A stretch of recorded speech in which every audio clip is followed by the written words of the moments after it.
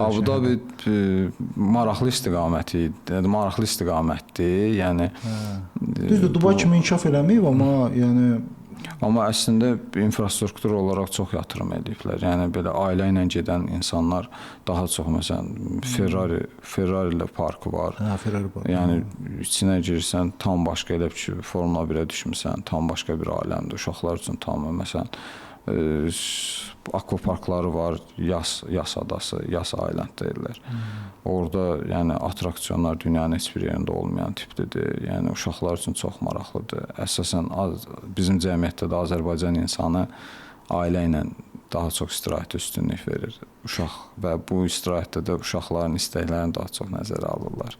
Yaxşı, bəs indi başqa istiqamət var orada, məsələn? Qışda getməyə əlbəttə var. Məsələn, Maldivə gedə bilərlər.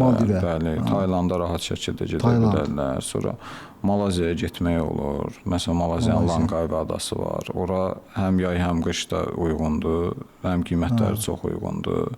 Həm də belə deyək də kəşf edilməmiş bir istiqamətdir.